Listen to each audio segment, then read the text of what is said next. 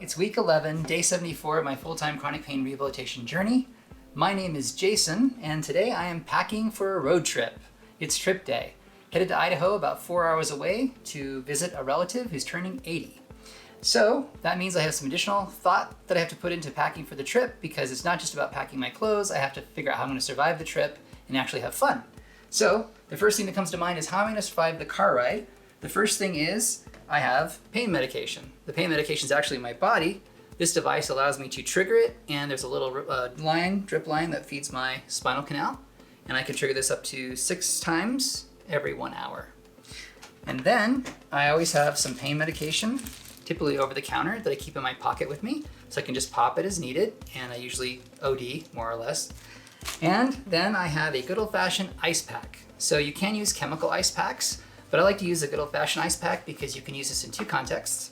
One, when you stop at a convenience store, you can get ice from the soda machine and just fill it up that way, and then you have an ice pack. And then for hot, I use the seat warmer in our car. We have a really, really nice car with a decent seat and seat warmer. If you don't have that, you can always use a chemical hot pack to give you some hot, so there you have hot and cold. And then when I get to the hotel, this little guy doubles with, I can use the ice from the ice machine at the hotel to give me ice again. So it's pretty handy dandy, I use it a lot. And then for heat at the hotel, I usually bring some kind of an electric hot pack so that I can go hot cold there as well. So that pretty much covers the bases of how to get there and how to mitigate pain while I'm awake. Then there's the question of what do I do while I'm sleeping? Well, I bring my pain medications. And again, I usually OD on these. I go beyond the recommendation of the pharmacist if I need to, because I want to sleep and I don't think I'm going to die. I also have my trusty CPAP machine. I wish it were a little bit more portable, but it comes along too for the ride to make sure I have enough oxygen and I'm not waking up gasping, which is always nice. A couple other devices I use, put these on my hands to prevent numb hands. For some reason, I tend to crinkle my wrists like this, and it makes it so that I can't, my hands go numb and I wake up. So waking up is not good, disrupts my sleep. I handle that as well. Because I'm on a specific diet, I'm trying to maintain my weight, I do not eat out of convenience stores. I find them to be a horrible place to pick up snack food.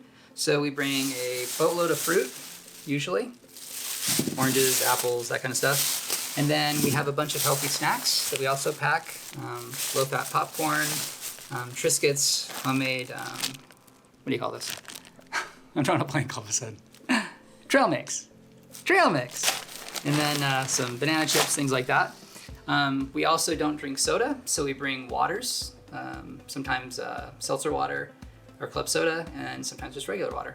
Anyway, I'm not as restrictive on my diet when I'm traveling. I will eat at places like Subway. I try to go there instead of McDonald's because I can always load up my sub with tons of vegetables, and that's always gonna beat out a Big Mac.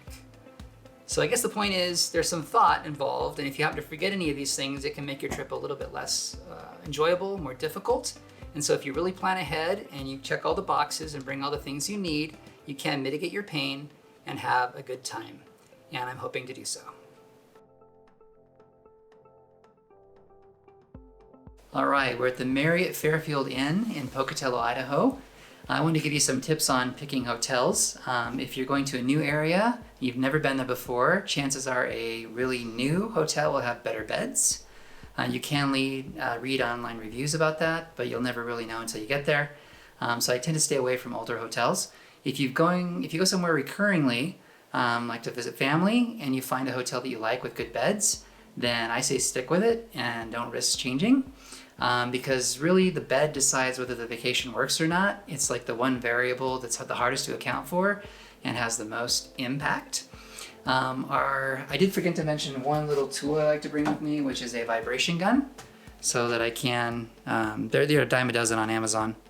But basically this is one other tool I bring with me to ensure that I can control my pain. Speaking of which, my pain level is really high. The write-up was one of the worst I've ever had, actually, so it was hurting really, really bad. But I basically alternated between the seat warmer and a cold pack, and also my device that administers dosages of medication to me internally. So between all of those, I survived, and I was able to do some breathing techniques to get through it, but it was worse than I thought it was going to be. but I endured it like a soldier. We're going swimming. You excited? Yeah.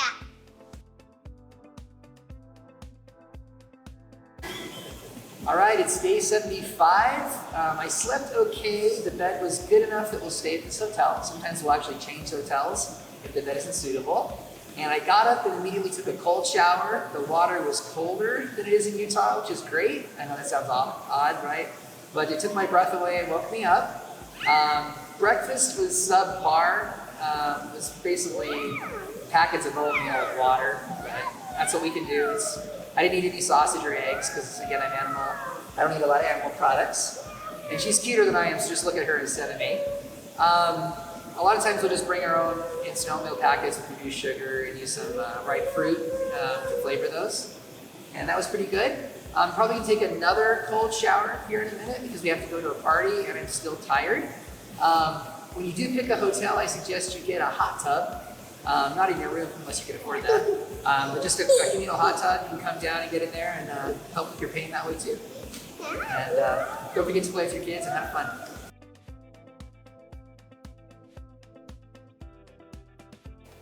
All right, I'm really tired. The vacation was fun, but taxing. It's only a couple days, but it feels like it's been a week. I almost feel like I went to scout camp and need to go home and sleep for like 4 days straight, but I'll survive. Anyway, we're getting ready for the trip home. Everything's packed up. With any luck, we didn't leave anything in the hotel room. And we're gonna head out and hit the road.